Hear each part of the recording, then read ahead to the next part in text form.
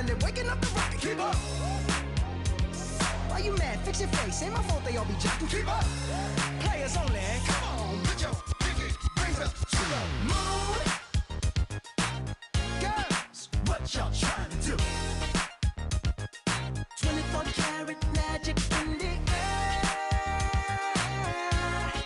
Head to toe, so clear. Look out.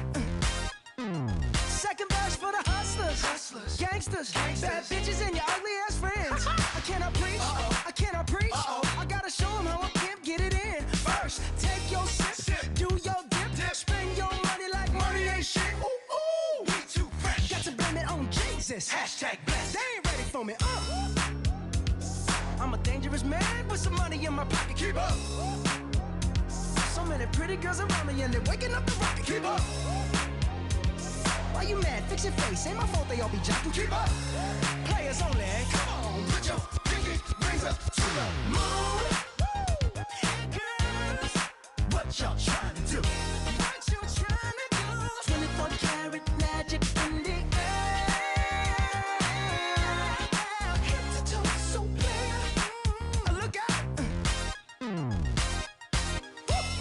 Everywhere I go, they be like, oh, so clear. Everywhere I go, they be like, oh, so clear.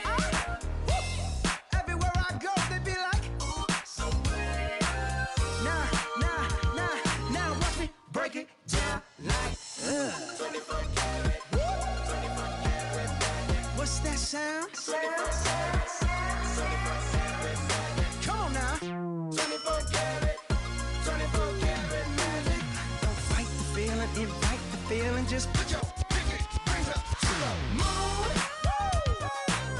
Girls, what y'all trying to do?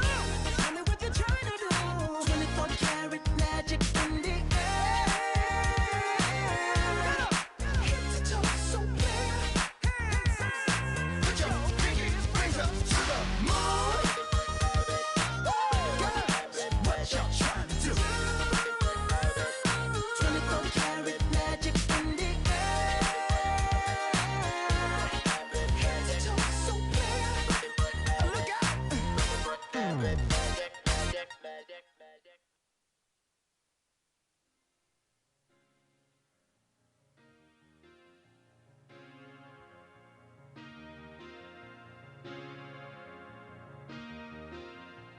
Thank you for coming home. Sorry that the chairs are all warm. I left them here, I could have sworn. These are my salad days, slowly being eaten away.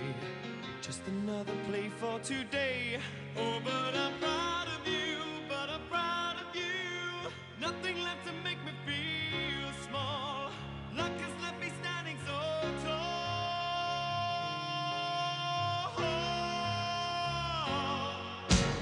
Gold, always believe in your soul. You've got the power to know you're indestructible. Always believe it, 'cause you are gold. Like that you're bound to return. There's something I could have learned. You're indestructible. Always believe it.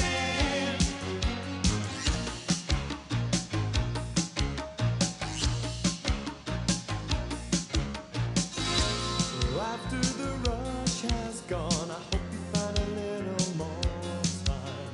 Remember we were partners in crime.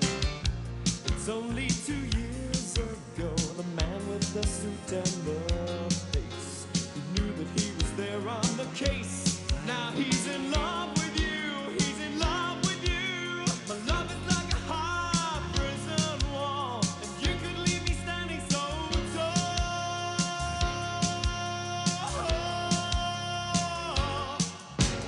Gold, always believe in your soul. You've got the power to know you're indestructible. Always believe it, 'cause you are gold.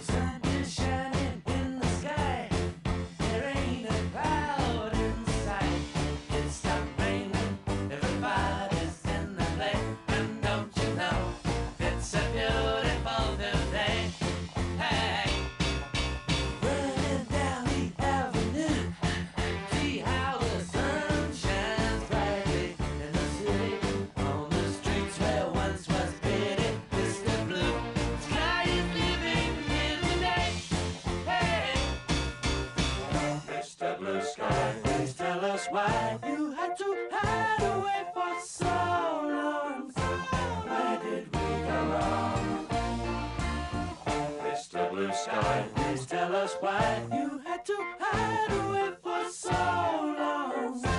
Where did we go wrong?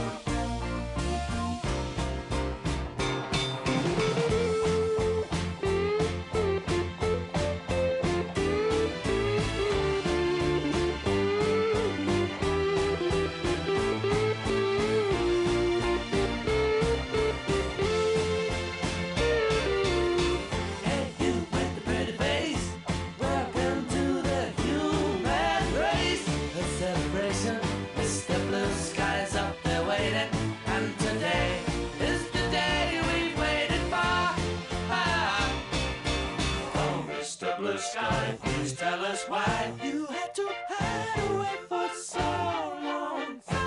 Where did we go wrong? Hey there, Mr. Blue, it's a place to be with you. Look around, see what you do. Everybody smiles at you. Hey there, Mr. Blue, it's a place to be with you. Look around, see what you do. Everybody smiles at you.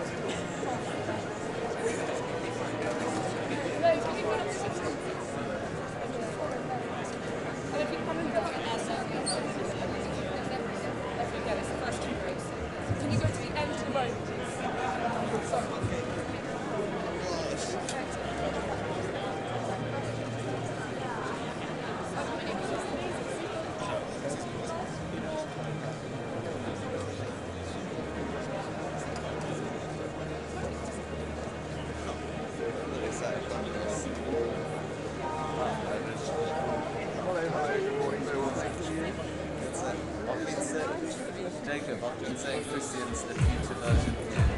Well, I initially think it is a people work. I'm just going to take some time.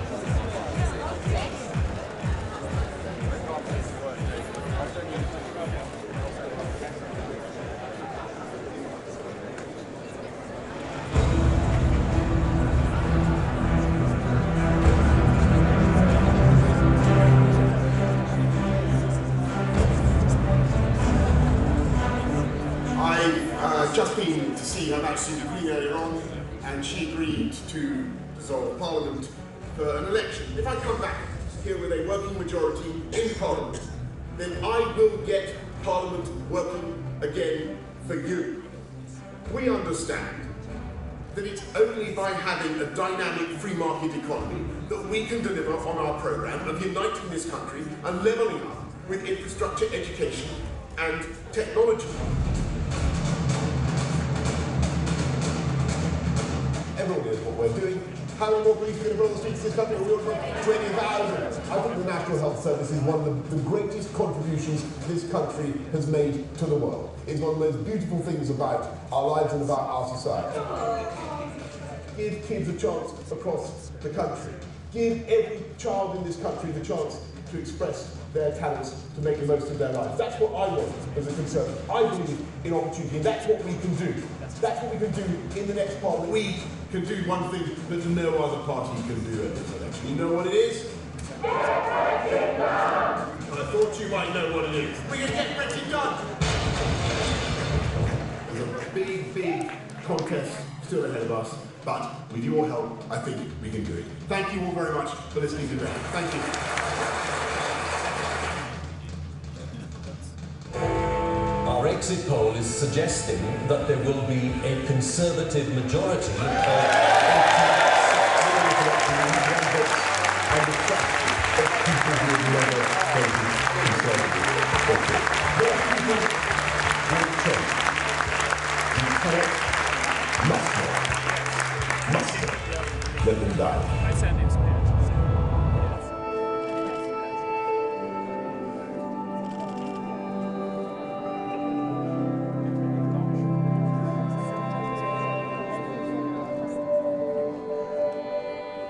Good evening. The coronavirus is the biggest threat this country has faced for decades. To all those at home right now, anxious about the days ahead, I say this: you will not face this alone.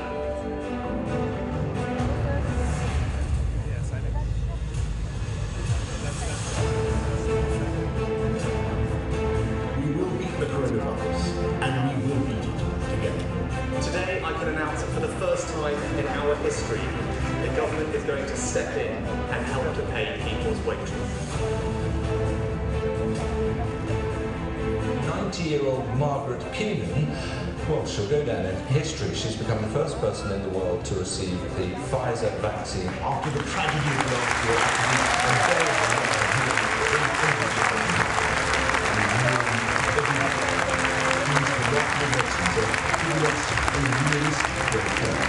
So we start our businesses, our lives. And these miracle vaccines also contain a lesson about our future as a country, about jobs and growth and skills, and how we're going to learn from this appalling pandemic and build back better. This is a government that gets on and deals with the people's priorities.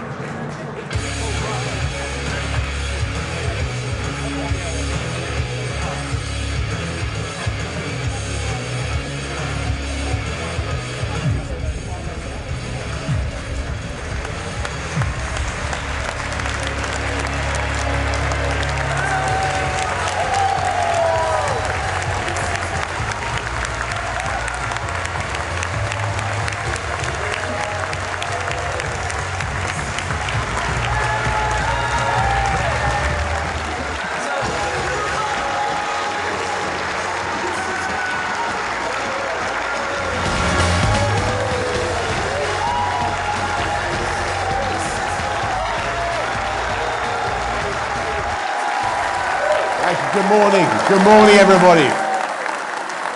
Good morning, everyone. Fantastic to see you all here. Thank you. Thank you. Let's get going. Let's get on with the job. Good morning, everybody. Listen, isn't it amazing to be back here in person? And the first time since so many of you worked to defy the skeptics by winning councils and communities that Conservatives have never won in before, such as Hartlepool. And in fact, it's the first time since the general election of 2019 when we finally sent that corduroy communist cosmonaut into orbit where he belongs. And why is it that we are back today for a traditional conservative cheek by jowler? It's because for months we've had one of the most open economies and societies. And on July the 19th, we decided to open every single theatre and every concert hall and nightclub in England. And we knew that some people would still be anxious. So we sent top government representatives to our sweatiest boîte de nuit to show that anyone could dance perfectly safely. And wasn't he brilliant, my friends? Let's hear it. Let's hear it for John Bon Jovi. Living proof. Living proof. Living proof that you all represent the most jiving, hip, happening, and generally funkapolitan party in the world. And how have we managed to open up ahead of so many of our friends? You know the answer. It's because of the rollout of that vaccine. A UK phenomenon, a magic potion invented in Oxford University, bottled in Wales, distributed at incredible speed to vaccination centres everywhere. I saw the army in action in Glasgow, firing staple guns like carbines as they set up a huge vaccination centre. In Fermanagh, I saw the needles go in like a collective sewing machine. They vaccinated so rapidly that we were able to do those crucial groups 1 to 4, the oldest and most vulnerable, faster than any other major economy in the world. And though the disease has sadly not gone away, the impact on death rates has been astonishing. And I urge you all to get your jabs, because every day our vaccine defenses are getting stronger and stronger. And you, all of you, and everybody watching, you made this rollout possible. You made each other safer. So perhaps we should all thank each other. Go on, try it. I mean, you can try a cautious fist bump, because it's okay now. And we in turn thank the volunteers, the public health workers, the council workers, the pharmacists, but above all, our untiring, unbeatable, unbelievable NHS.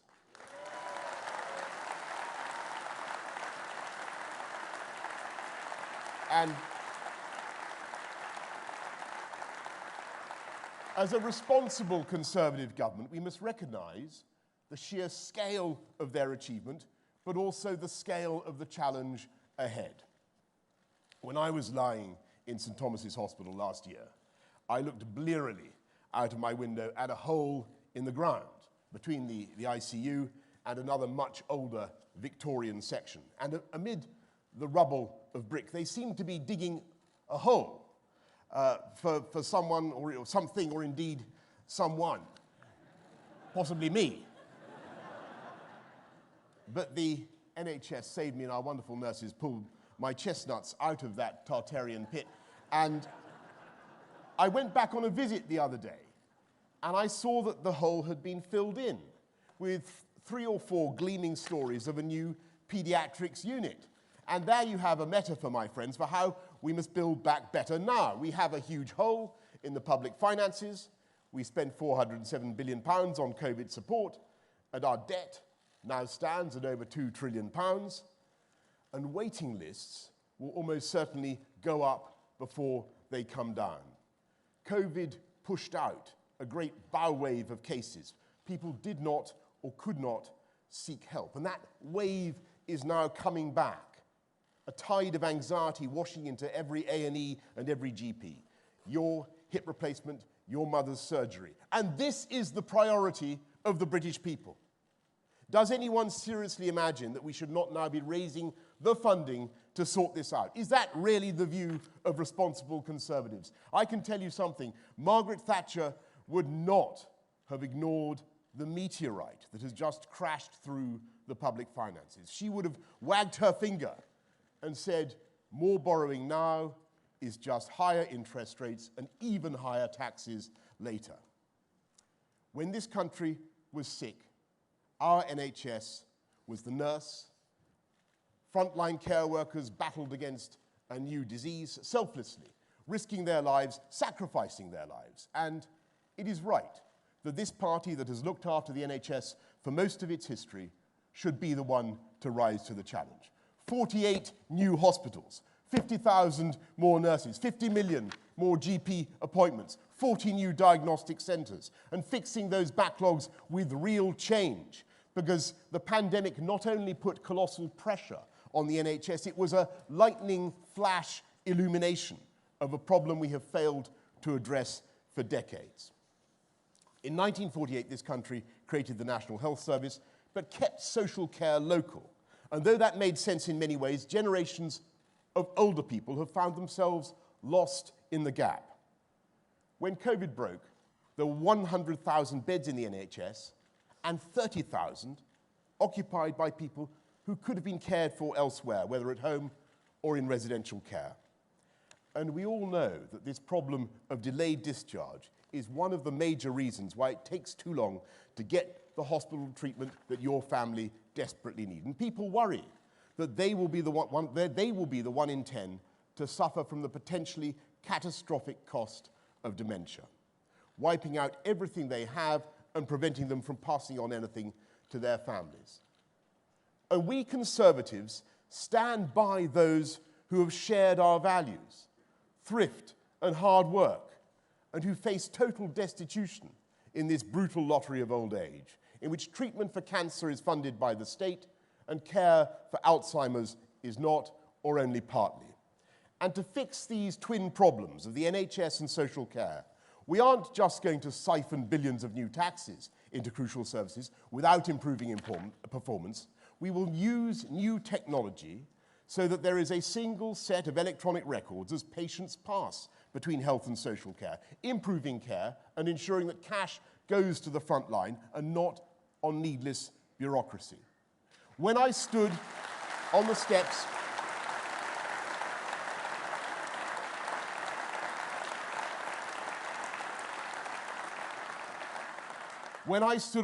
of Downing Street, I promised to fix this crisis. And after decades of drift and dither, this reforming government, this can-do government, this government that got Brexit done, that's getting the COVID vaccine rollout done, is going to get social care done. And we are going to deal with the biggest underlying issues of our economy and society, the problems that no government has had the guts to tackle before. And I mean the long-term structural weaknesses in the UK economy. It's thanks to the vaccine rollout that we now have the most open economy and the fastest growth in the G7.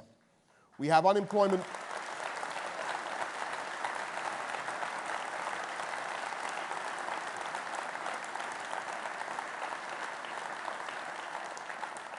We have unemployment 2 million lower than forecast. We have demand surging. And I'm pleased to say that after years of stagnation, more than a decade, wages are going up faster than before the pandemic began. And that matters deeply because we are embarking now on a change of direction that has been long overdue in the UK economy. We're not going back to the same old broken model with low wages, low growth, low skills, and low productivity, all of it enabled and assisted by uncontrolled immigration. And the answer to the present stresses and strains, which are mainly a function of growth and economic revival, is not to reach for that same old lever of uncontrolled immigration, to keep wages low. The answer is to control immigration, to allow people of talent to come to this country, but not to use immigration as an excuse for failure to invest in people, in skills, and in the equipment, the facilities, the machinery.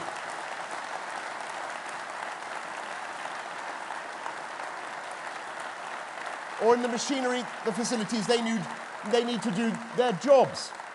The truck stops, to pick an example entirely at random, with basic facilities so you don't have to urinate in the bushes. And that is the direction in which this country is going now, towards a high-wage, high-skill, high productivity, and yes, thereby a low-tax economy. That is what the people of this country need and deserve.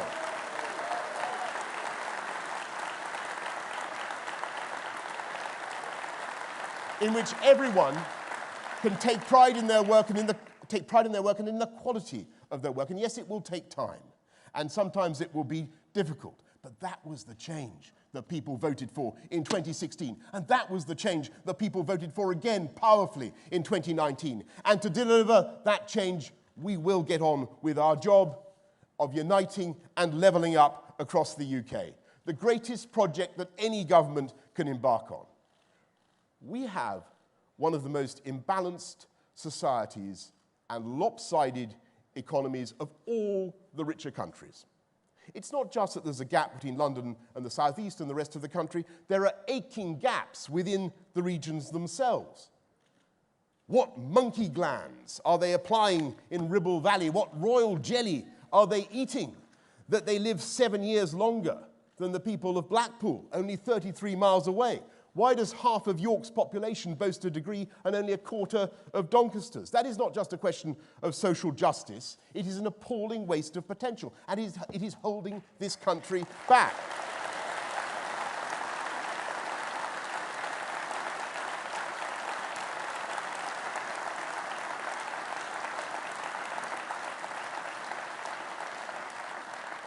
Because there is no reason why the inhabitants of one part of the country should be geographically fated to be poorer than others, or why people should feel they have to move away from their loved ones or communities to reach their potential. When Thomas Gray stood in that country churchyard in 1750 and wrote his famous elegy, as the curfew tolled the knell of parting day, he lamented the wasted talents of those buried around him, the flowers born to blush unseen, the mute inglorious Miltons, who never wrote a poem because they never got to read, the simple folk who died illiterate and innumerate, and he knew that that was an injustice. Let me ask you, maybe you know, where was he standing when he chewed his pensive quill? Anybody know? Correct, he was thank you. He was standing in Stoke Poges. My friends, there may be underprivileged parts of our country, but Stoke Poges is not now among them. In fact, it was only recently determined by the Daily Telegraph, and you can't believe that, what can you believe, my friends, to be the eighth richest village in England. Since Gray elegized, Buckinghamshire has levelled up to be among the most productive regions in the whole of Europe. Stoke Poges may still, of course, have its problems, but they are overwhelmingly caused by the sheer lust of other people to live in or near Stoke Poges.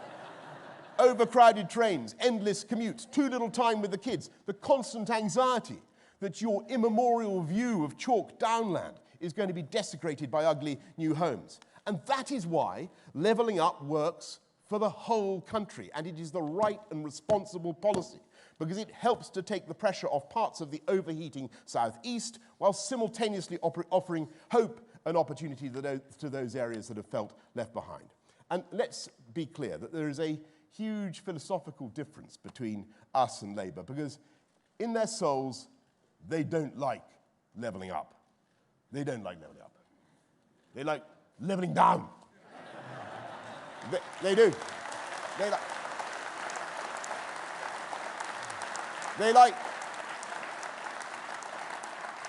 They like decapitating the tall poppies and taxing the rich till the pips squeak, and they dislike academic competition, Latin I hear, and in Islington, I kid you not, I've seen it with my own eyes, they like kids to run races, I've seen this, where nobody actually wins.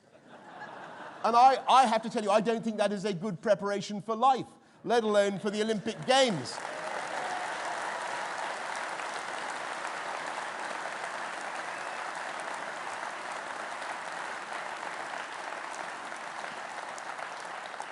And if you insist on the economic theory behind levelling up, it is contained in the inside of Vilfredo Pareto, a 19th century Italian figure who floated from the cobwebbed attic of my memories. There are all kinds of improvements that you can make to people's lives, he said, without diminishing everyone else. Rishi will, I'm sure, confirm this. We call these Pareto improvements, right? And they are the means of levelling up. And the idea in a nutshell is that you will find talent, genius, flair, imagination, enthusiasm everywhere in this country, all of them evenly distributed, evenly distributed, but opportunity is not. And it is our mission as Conservatives to promote opportunity with every tool we have. And it is still a grim fact that in this country,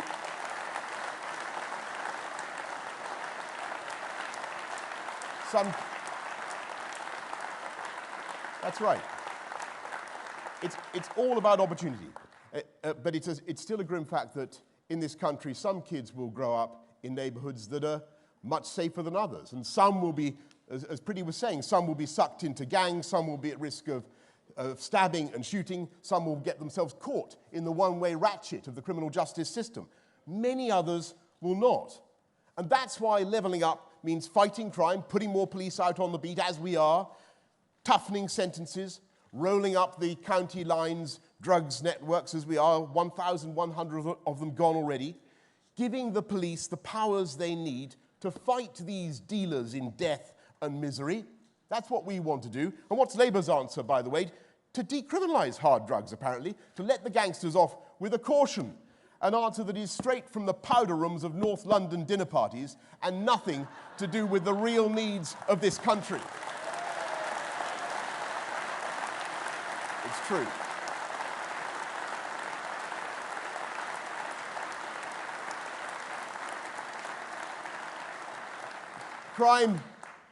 Crime has been falling, and not just, by the way, because we took the precaution of locking up the public for much of the last 18 months, but because you have a Conservative government that understands the broken windows theory of fighting crime. I read a learned article by some lawyer saying we shouldn't bother about pet theft. Pet theft? Well, I say to Cruella de Vil QC, if you can steal a dog or a cat, then there is frankly no limit to your depravity. And you know,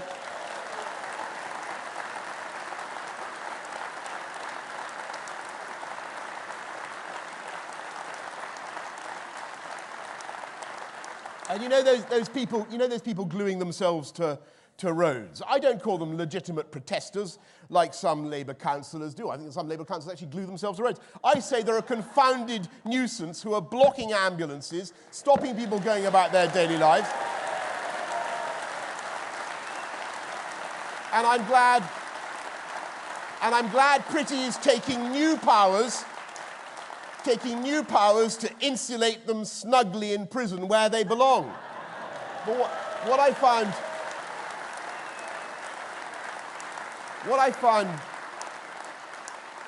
most incredible of all was the decision by Labour, now led by lefty Islington lawyers, to vote against tougher sentences for serious sexual and violent offenders. And on behalf of the entire government, I tell you this: we will not rest until we have increased the successful prosecutions for rape. Because too many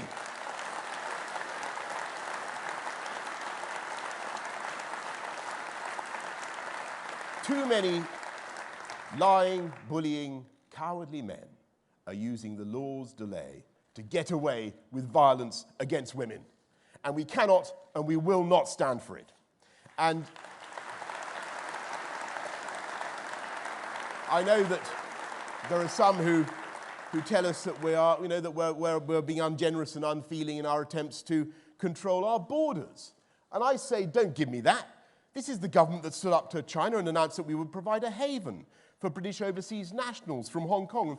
30,000 have already applied. And I'm proud to be part, I'm really proud to be part of a Conservative government that will welcome 20,000 Afghans, people who risk their lives to guide and translate for us. We are doing the right and responsible thing. And speaking as the great-grandson of a Turk who fled in fear of his life, I know that this country is a beacon of light and hope for people around the world, provided they come here legally, provided we understand who they are and what they want to contribute. And that's why We took back control of our borders and will pass the Borders Bill because we believe there must be a distinction between someone who comes here legally and someone who doesn't. And though I have every sympathy with people genuinely in fear of their lives, I have no sympathy whatever with the people traffickers who take thousands of pounds to send children to sea in frail and dangerous craft. And we must end this lethal trade. We must break the gangsters' business model. And is it not a sublime irony? Is it not a sublime irony that even in French politics there is now a leading centre-right politician calling for a referendum on the EU? Who is now calling for France to reprendre le contrôle? It's good old Michel Barnier. That's what happens. That's what happens if you spend a year trying to argue with Lord Frost, the greatest Frost since the Great Frost of 1709. And we will fight these gangs at home and abroad because their victims are invariably the poorest and the neediest. And I'll tell you what levelling up is.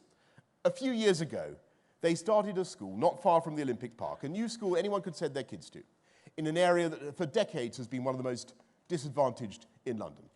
That school is Brampton Manor Academy, and it now sends more kids to Oxbridge than Eton. And if you want proof of what I mean by unleashing potential and by levelling up, look at Brampton Manor. And we can do it. There is absolutely no reason why the kids of this country should lag behind, or why so many should be unable to read or write or do basic mathematics at 11. And to level up, on top of the extra 14 billion we're putting into education, on top of the increase that means every teacher starts with a salary of £30,000, we're announcing today a levelling up premium of up to £3,000 to send the best maths and science teachers to the places that need them most. And above all, we are investing... We're investing in our skills. Skills, folks. Our universities are world-beating. I owe everything to my tutors. They're one of the great glories of our economy. But we all know that some of the most brilliant and imaginative and creative people in Britain, some of the best paid people in Britain, did not go to university. And to level up, you need to give people the options, the skills that are right for them. And to make the most of those skills and knowledge, you need urgently to plug all the other gaps in the infrastructure that are still holding people and communities back. As I've been saying over this wonderful conference to you, when I became leader of this party, there were only, can you remember, what percentage of households had gigabit broadband when you were so kind as to make me leader? 7. You've been paying attention, some of you. It's 7%, only 7%. They're absolutely right. And what will it be by the new year? Actually, I'm told now it's 68% by the new year. And thanks to Rishi's super deduction, the pace is now accelerating massively as companies thrust the fibre optic vermicelli in the most hard-to-reach places. And it's wonderful. For years, the SNP leader at Westminster, Ian Blackford, has been telling the Commons that he is nothing but a humble crofter on the Isle of Skye. Well, now that we have fibre optic broadband of a very high quality, we can inspect the library, or is it perhaps the billiard room of Ian Blackford's croft? And that is levelling up in action. And my friends, it's not good enough. It's not good enough just to rely on Zoom. After decades of duck decisions, our national infrastructure is way behind some of our key competitors. It's a disgrace that you still can't swiftly cross the Pennines by rail, a disgrace that Leeds is the largest city in Europe with no proper metro system, a waste of human potential that so many places are not served by decent bus routes. Transport is one of the supreme leveller uppers, and we are making the big generational changes shirked by previous governments. We will do Northern Powerhouse Rail. We will link up the cities of the Midlands and the North. We will restore those sinews of the Union that have been allowed to atrophy. The A1 north of Berwick and on into Scotland. The A75 in Scotland is so vital for the links with Northern Ireland and the rest of the country. The North Wales Corridor. Yes. And we will invest in our roads. unblocking those coagulated roundabouts and steering wheel bending traffic lights, with putting on 4,000 more clean, green buses made in this country, some of them running on hydrogen. And as we come out of COVID,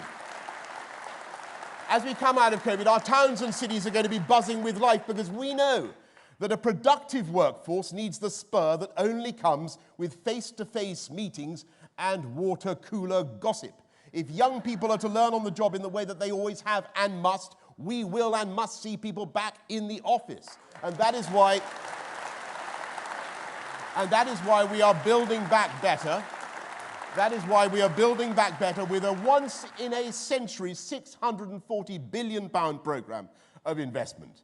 And by making neighbourhoods safer, by putting in the gigabit broadband, by putting in the roads and the schools and the healthcare, we will enable more young people everywhere to share the dream of home ownership, the great ambition of the human race that the left always privately share but publicly disparage. And we can do it.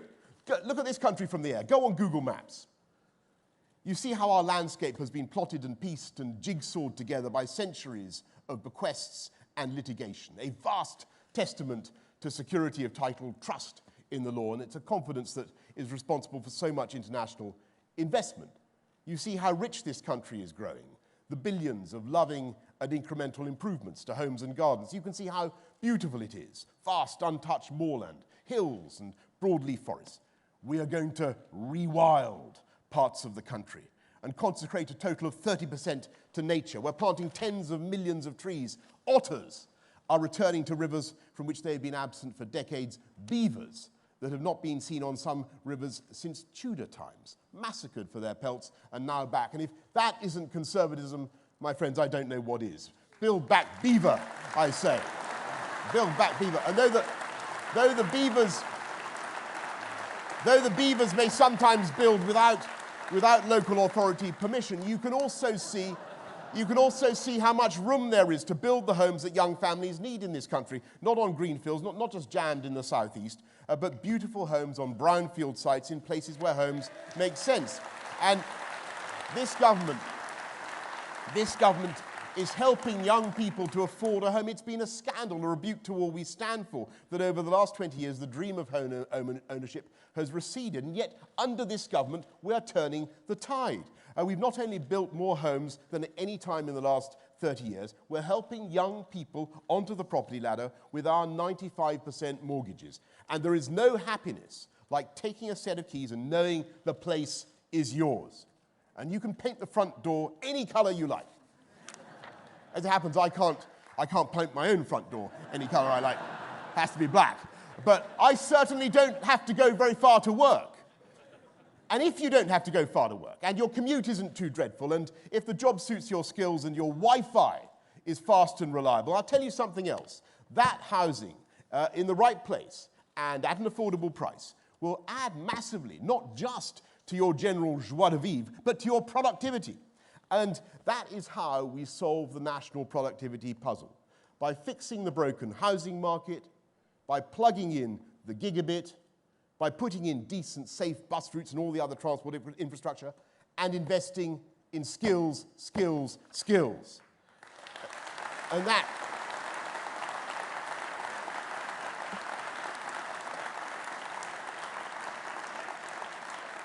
And that, by the way, is how we help to cut the cost of living for everyone, because housing, energy, transport are now huge parts of our monthly bills.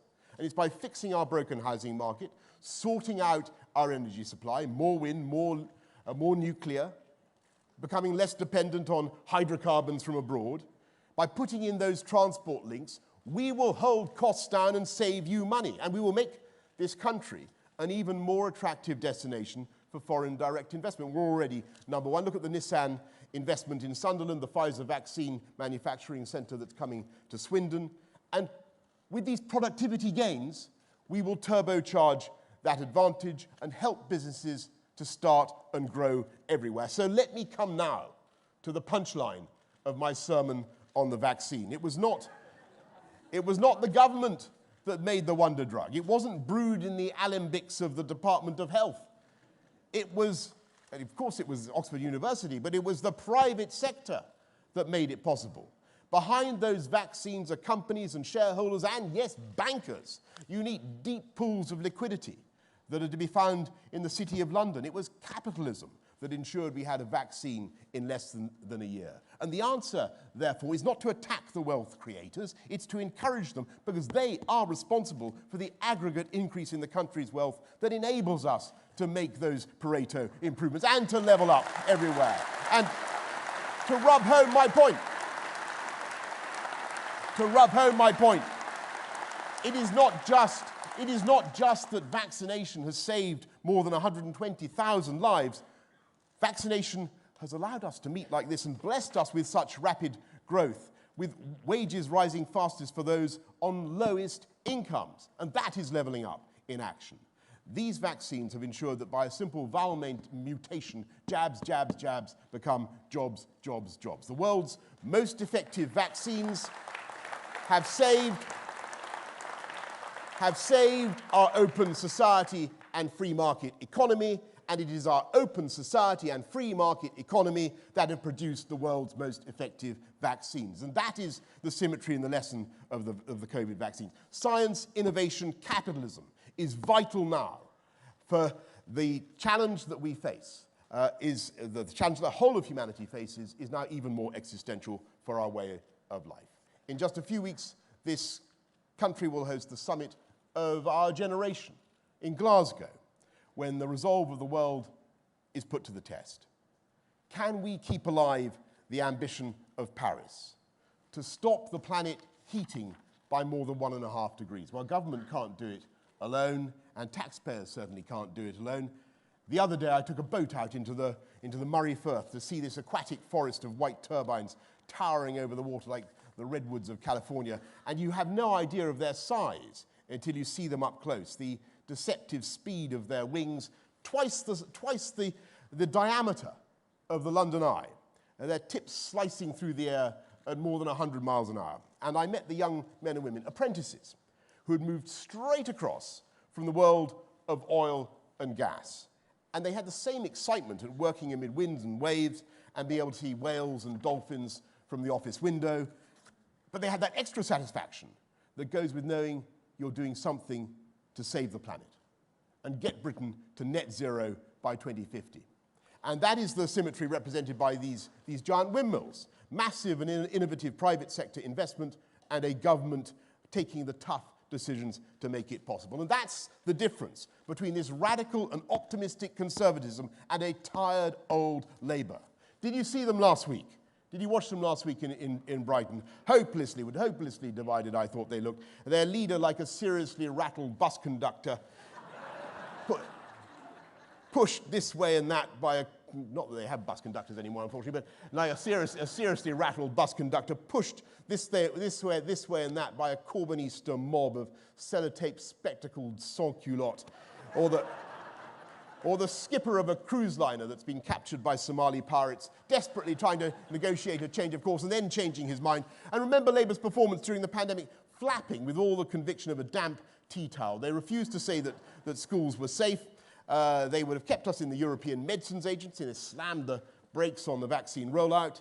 The Labour leader attacked the vaccine task force for spending money on outreach to vaccine-hesitant minority groups, when it's hard to think of any better use of public money. And let's forgive him on the basis he probably didn't know what he was talking about. But in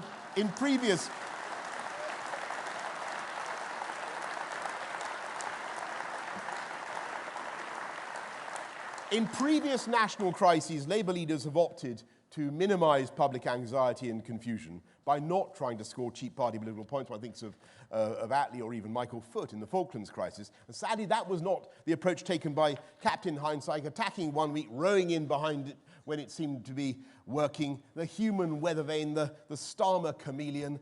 And in his final absurd act of opportunism, he decided to oppose step 4. He opposed step 4 of the roadmap in July, remember? That's right, folks. If we listened to Captain Hindsight today, we'd still be in lockdown. We wouldn't have the fastest growth in the G7. If Columbus had listened to Captain Hindsight, he'd be famous for having discovered Tenerife. How utterly astonishing.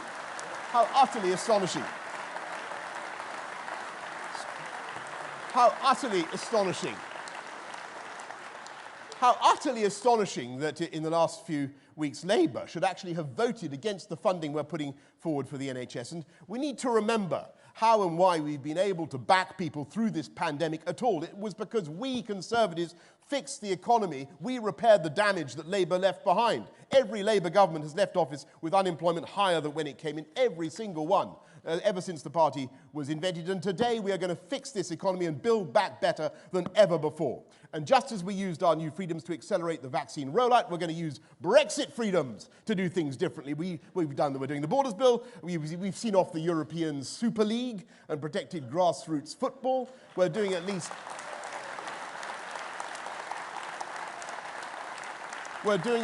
8 free ports, super fertilised loam, in which business will be able to plant new jobs across the UK. And now we're going to go further, not only jettisoning EU rules we don't need anymore, but using new freedoms to improve the way we regulate in the great growth areas of the 21st century as we fulfill our ambition of becoming a science superpower. Gene editing, data management, AI, cyber, quantum, and we're going to be ever more global in our outlook. We've done already 68 free trade deals, including that great free trade deal with our friends in the EU, which they all said was impossible.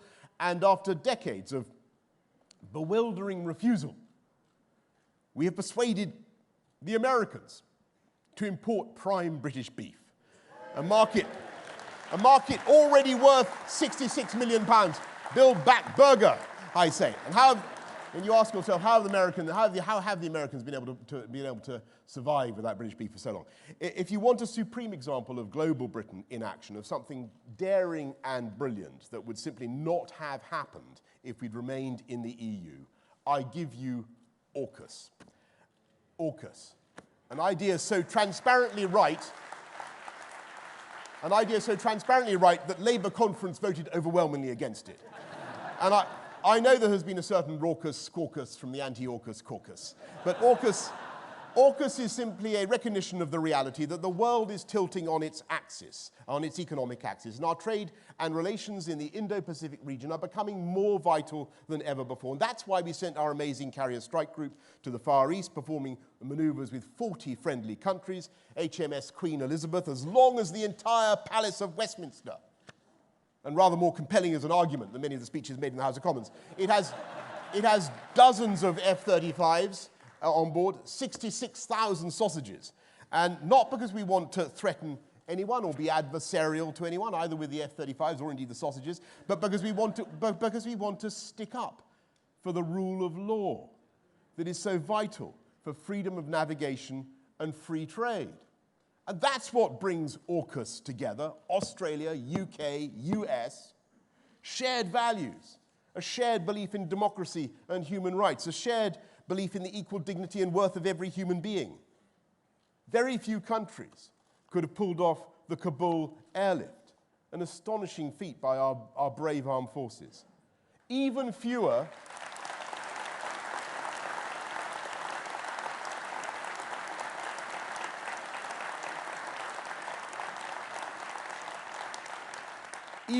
have the same moral priorities. No other government brokered a deal such as this government did with AstraZeneca, so that the Oxford vaccine has been distributed at cost around the world. More than 1 billion low-cost vaccines invented in Britain, saving millions of lives. We're led by our values, by the things we stand for. And we should never forget that people around the world admire this country for its history and traditions. And they love the groovy new architecture and the fashion and the music and all the rest of it. The chance of meeting the Michael in the disco. But they like it for the way it emerges organically, the way all that emerges organically from a vast inherited conglomerate of culture and tradition. And we Conservatives understand the need for both and how each nourishes the other. And we attack and deny our history at our peril. And when they began to attack Churchill as a racist, I was minded to ignore them because it's only 20 years ago since BBC audiences overwhelmingly voted him the greatest Briton of all time.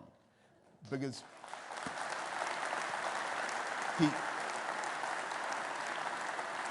he helped He helped to defeat a regime, after all. He helped to defeat a regime, after all, that was defined by one of the most vicious racisms the world has ever seen. But as time has gone by, it's become clear to me that this isn't just a joke. They really do want to rewrite our national story, starting with Hereward the Woke. We really are at risk of a kind of know-nothing cancel culture iconoclasm. And so we conservatives will defend our history and cultural inheritance, not because we're proud.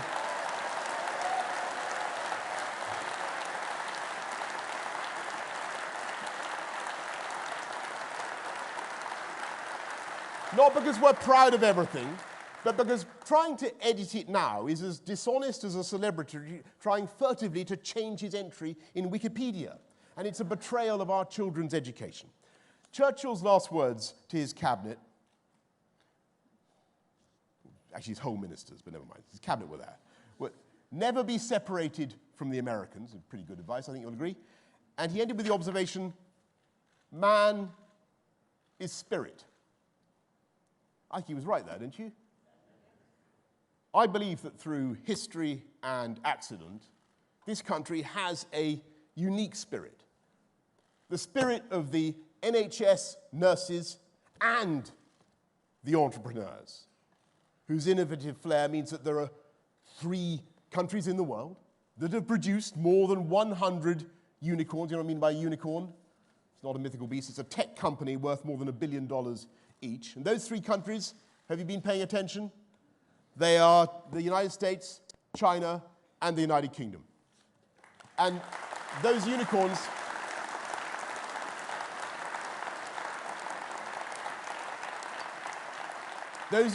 are now dispersed around the United Kingdom in a way that is new to our country. It's fantastic to see that leveling up.